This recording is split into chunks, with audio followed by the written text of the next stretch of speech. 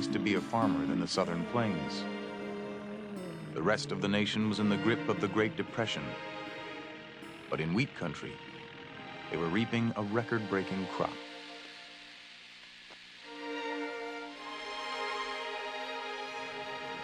Plains farmers had turned untamed prairie into one of the most prosperous regions in the country.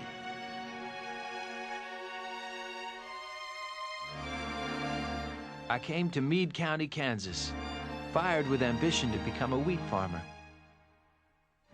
Lawrence Svoboda had come from Nebraska's Corn Belt to start his own farm.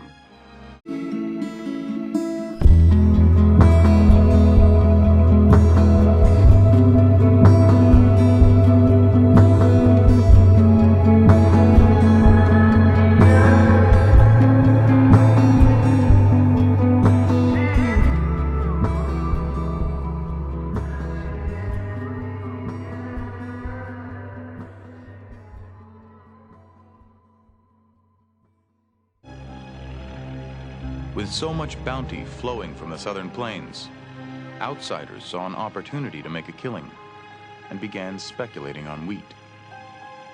Suitcase farmers, they were called. Eastern bankers, businessmen, lawyers, who put in their seed and went home till harvest season. They produce good.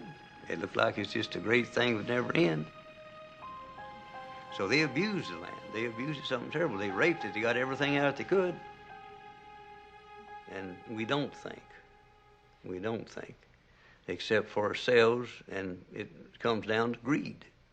You know, we're selfish and we want what we want, and we don't even think of what the end results might be.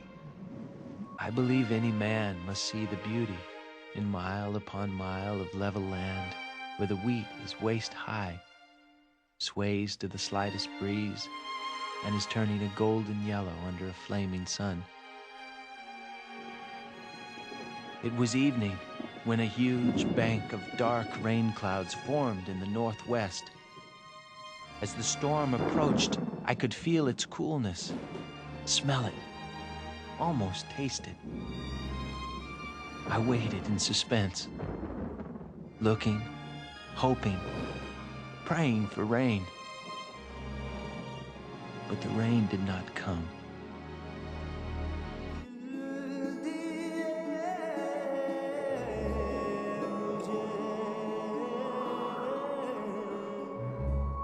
Whirlwinds had always danced across the fields on hot, dry days. No one took much notice that these swirls of dust were growing thicker, taller, and faster than usual.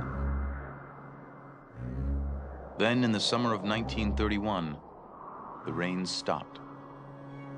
Wheat withered in the fields, leaving the land naked and vulnerable to the menacing winds. But no one was prepared for what was to come. The winds unleashed their fury with a force beyond my wildest imagination. It blew continuously for 100 hours, and it seemed as if the whole surface of the earth would be blown away. As far as my eyes could see, my fields were completely bare. As dust enveloped the atmosphere, it got into the eyes, the nose, the mouth. Breathing became difficult. The Red Cross issued an urgent call for dust masks, especially for children. So we'd wear face masks in school and doing our work and so forth. It'd be a gauze mask, and you could never seem to get a real good breath from that. And you often wondered, will I get enough oxygen to my system? Will this be damaging?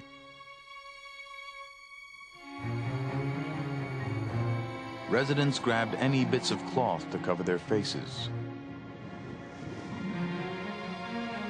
The plains began to resemble a World War I battlefield, with dust rather than mustard gas fouling the air.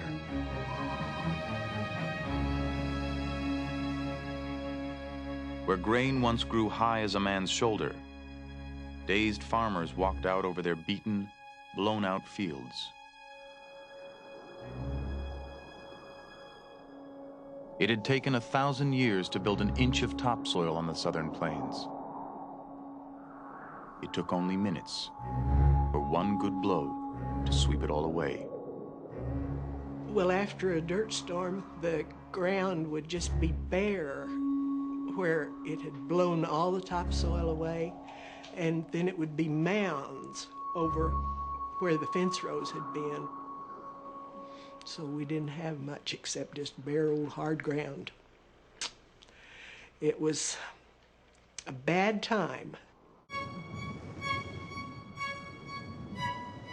Black blizzards, they were called.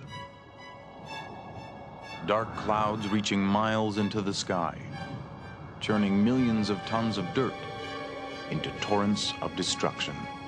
Outside the southern plains, few grasped the full measure of the disaster.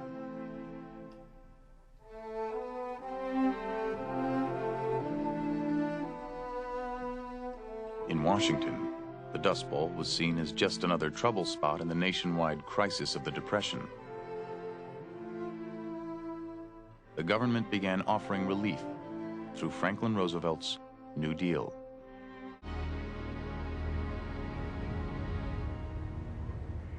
(1935). After years of drought and dust, the land was now being destroyed by another kind of plague. Hundreds of thousands of starving jackrabbits came down from the hills, devouring everything in their path. Dust bowlers were forced to begin an extermination campaign. Almost every Sunday, people gathered to take part in rabbit drives. When we first came over the hill there on this one drive, there were a big line of us. It just looked like the country below us just all began to move. Looked like a herd of sheep, but it was jackrabbits. The first rabbit drive that I ever witnessed was with shotguns, but that was kind of dangerous, so then they decided later that they'd have some more of these rabbit drives and would just use clubs. So they would form lines of people, and these lines of people would march down through that country and come together and funnel these rabbits into those pens. And any that tried to get back by you, which would be a lot of them, why, you were supposed to knock them in the head with a club as they came by.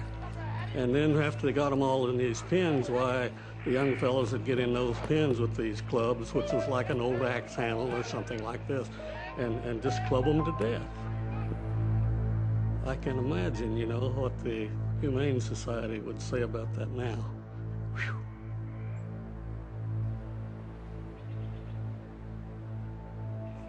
You could hear the rabbits screaming, you know. That's what was scary to me. I think that sound affected everyone. I know it sounded terrible to me as a little girl. And I'd think, sounds like a baby crying or squealing or, you know, being hurt. It was really sad.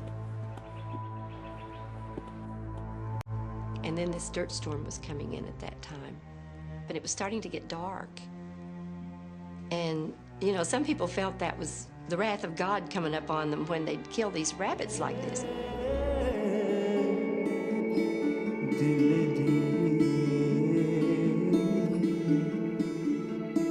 Piece by piece, farmers were losing everything they cherished. In the fall of 1934, with livestock feed depleted, the government began to buy and destroy thousands of starving cattle. Each and every day got worse, and you couldn't see no end. You couldn't see anything of any improvement. And the government come in and took the cattle and killed them, pay $16 for a cow and $3 for a calf. When that was gone, and you didn't have anything hardly left. Of all the government programs, cattle slaughter would be the most wrenching. Well, that cow, you'd milked her. You see her big old kind eyes, and she furnished you milk and food, and then see them just take and lead her off. You knew that was the end of her. That was the end of her life. Well, when was yours coming? You know, it was pretty sad. Sure. My dad was really proud.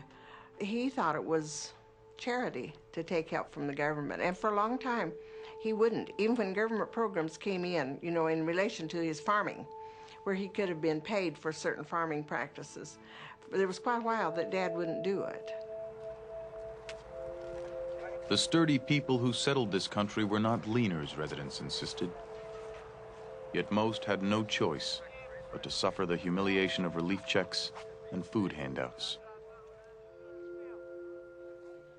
There was a time when there was canned food that was available to people who were in the situation that we were.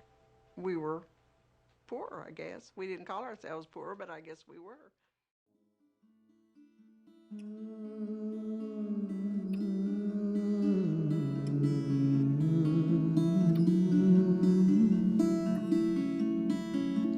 Oh